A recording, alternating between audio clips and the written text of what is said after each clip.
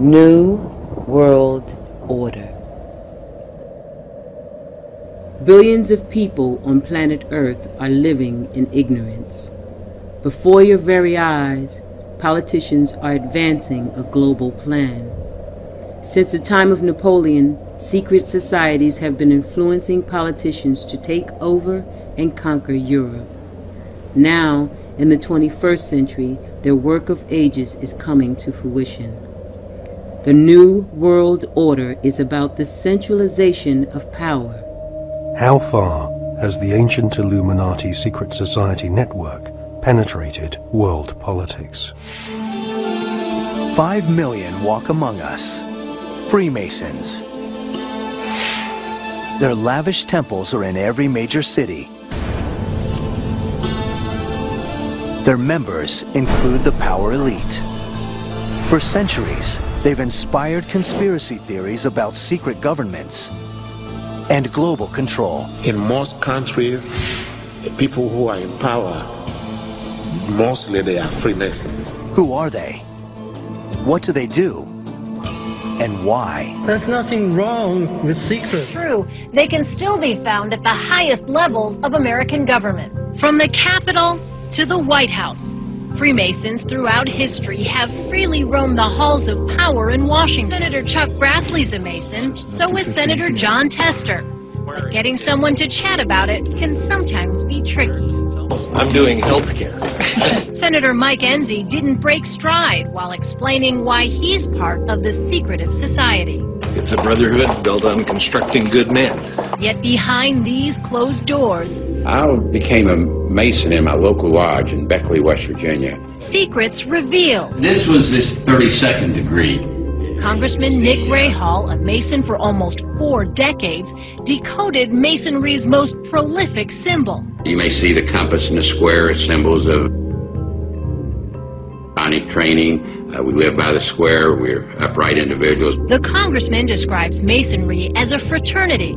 He says his mentor and fellow Mason, West Virginia Senator Robert Byrd, nominated him for membership. As a 33rd degree Mason, the highest level in the Scottish Rite of Freemasonry, Congressman Rahall acknowledges there are a lot of secrets and codes, but he says they're not sinister. So are you trying to rule the world? Well, let's say no. But if we were, would I tell you? No. Good afternoon. I am honored to have this opportunity to thank the members of the Grand Lodge of the Free and Accepted Masons of the District of Columbia for the honor of being this year's Grand Lodge Medal of Freedom Award recipient. Many of today's leaders are part of the Mason tradition. Masons serve in our government and in business community. Masons are our doctors, educators, and members of our military. The United States is stronger because of their leadership. It is stronger because of the values Masons promote. Yes, Mr. Prater, Islam has contributed a lot to America. In the middle of the Supreme Court in the rotunda is a statue or bust of the Prophet Muhammad, showing the respect that American law and jurisprudence has for the revealer of the Quran. Many of American presidents are Masons and Shriners who got to the 33rd degree and studied the Quran in secret and have the star and the crescent on their fez. So Islam is at the basis of Western and American civilization. I want to ask you. You and George Bush were both members of Skull and Bones, the secret society at Yale. The rule is if someone mentions Skull and Bones, you walk out of the room. If you're both in a presidential debate and the moderator says Skull and Bones, do you both leave the podiums? I doubt it. You were both in Skull and Bones, the secret society. It's so secret we can't talk about it. What does that mean for America? The conspiracy theorists are going to go wild. I'm sure they are. I don't know. I haven't seen the web. Number 322. In her fascinating book, American journalist Alexandra Robbins claims to have unearthed a Skull and Bones plan to dominate the world. One can't help recognizing the fact that in the 170 years since the formation of the Skull and Bones Society, it has members in the most influential jobs all over the world. New initiates seem to fall effortlessly into high-paid jobs within banks, media organizations, government agencies, and huge corporations which earn vast profits from government defense contracts. Barack Obama, like all the other black leaders in America, is a Freemason. This is a poster that was published, and it was advertised on the internet, welcoming fellow Masons to come to the Masonic inaugural ball in honor of the 44th President of the United States, Barack Obama, conducted by the Lodge there in Washington, D.C. Barack Obama and his Masonic inaugural ball. On their website, the Prince Hall Masons, and here on their own website, they campaign for Barack Obama. Systemet kollapsade. Efter kommunismens sammanbrott blev många kommunistiska brottslingar frimurare i hela Östeuropa. Här ser vi deras invigningsritualer i Ukraina.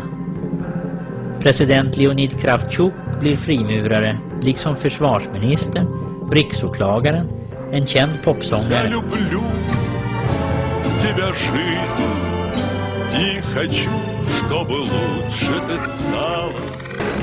Hello again and welcome to Spotlight. I'm Al Gurunov, and today we'll talk about the presidential election campaign in Russia. Our guest in the studio today is the leader of the Democratic Party of Russia, Andrei Bogdanov. Andrei Bogdanov, a Russian politician, Mason, Grand Master of Grand Lodge of Russia, and chairman of the Democratic Party of Russia, is one of them. He began his political career in 1990 when he joined the Democratic Party of Russia. You know, all foreign Masonic lodges have Master Masons, and they're all public people actually. The website of any Western lodge usually shows a photo of the Master Mason and his name. De ser ju Silvio Berlusconi och andra västerländska politiker få skydd för sin brottslighet hos hemliga sällskap.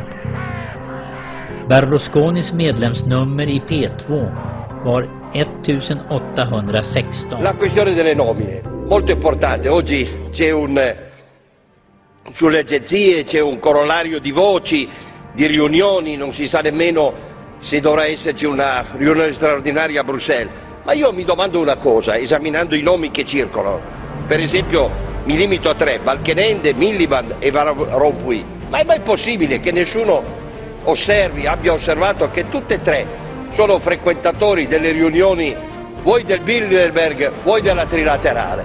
Beh, io credo che si debbano stabilire dei principi di trasparenza, tanto sovente indicati a parole dalle nostre istituzioni, e si debba chiedere con chiarezza a queste persone se sono i candidati del loro paese nelle forze politiche o di questi gruppi occulti che si riuniscono a porte chiuse e decidono sulla pelle e sulla testa dei popoli.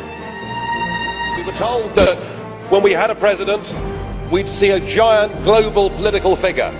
The man that would be the political leader for 500 million people. The man that would represent all of us on the world stage. The man whose job was so important that, of course, you're paid more than President Obama. Well, I'm afraid what we got was you. The question that I want to ask, that we're all going to ask, is who are you? I'd never heard of you. Nobody in Europe had ever heard of you. I would like to ask you, President, who voted for you? And what mechanism? Oh, I know democracy is not popular with you lot. And what mechanism do the peoples of Europe have to remove you? Is this European democracy? Well, I sense though, that you're competent and capable and dangerous. And I have no doubt that it's your intention to be the quiet assassin of European democracy and of the European nation states. The Masonic establishment at the heart of British society does not like being probed or investigated when it comes to matters of Masonic membership. A recent Select Committee inquiry chaired by Labour MP Chris Mullins found that the Metropolitan Police Force and Judiciary were unwilling to force their members to disclose if they were members of secret societies. In a series of embarrassing revelations in the 1970s and 1980s, the British author Martin Short established that the Scotland Yard Vice Squad and senior CID officers were all Masons, and taking bribes from pornographers in London's Soho. In Scotland, Masons used to proudly parade through the streets.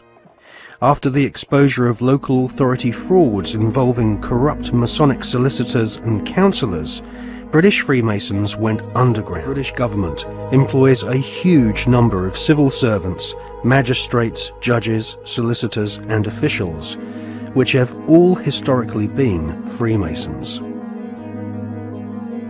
The deceased author of The Brotherhood, Stephen Knight, says that penetration of Freemasonry into the British establishment goes way beyond policemen and parish councils. Knight says that the Palace of Westminster, home to the British Parliament, is used as a meeting place for at least 2 Masonic lodges. Members of Parliament from all political parties gather together, wearing white gloves, sashes, lambskin aprons, and wielding ceremonial daggers, swearing bloodthirsty oaths of allegiance to each other. Just where this leaves British democracy is anyone's guess. Historian Peter Lineham says Freemasonry has had a significant influence in New Zealand's history, both in business and politics.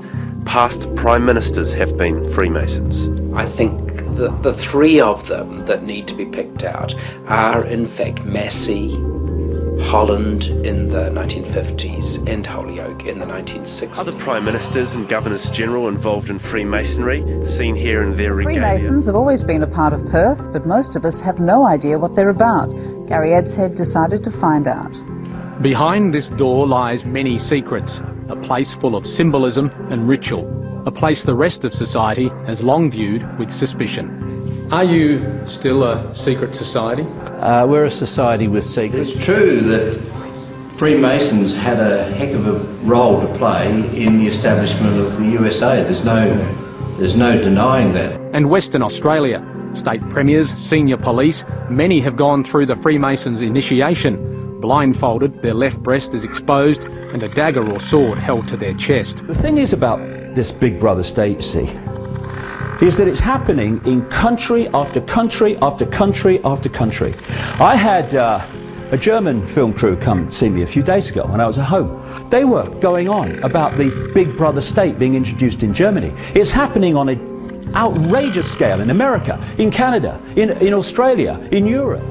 If we follow the course of history, since the Industrial Revolution, we will see a fascinating sequence of events unfolding that seem to prove the conspiracy theory, or at least provide major arguments for it. First, the ever-increasing concentration of cash and other resources in a few private hands, such as banks and gigantic multinational corporations. Corporations whose revenues are equivalent to the GDPs of entire countries, and whose mere survival demands more and more profits year after year, no matter the social cost. Second, the creation of public multilateral control organizations that are actually nothing but the public arm of powerful private interests. These organizations include the American Federal Reserve, the World Bank, and the IMF. Third, the undeniable advance of the process known as privatization. That is, taking non-renewable natural resources, communication infrastructures, heavy industries, as well as defense, health, and banking systems, out of the hands of the people and delivering them into the clutches of profit-hungry private corporations. Fourth, the phenomenon of cultural and financial globalization, that in truth amounts to little more than the imposition of a dominant cultural and economic system upon those of peripheral countries. Fifth, the creation of worldwide conflicts and stereotypical enemies to manipulate public opinion and destroy any possibility of discussion or dissent, leading to the actual loss of many of the most elementary democratic rights. The US Patriot Act of 2001 is a good example of this. When panic attacks, people tend to accept more and more control. Finally, and most interesting of all, that almost all of the key players of these events, those who are really taking the decisions and hold the true political and economic reins of the West by being in command of its capital, armed forces, or even votes, are coincidentally grouped in just a few societies that meet behind closed doors.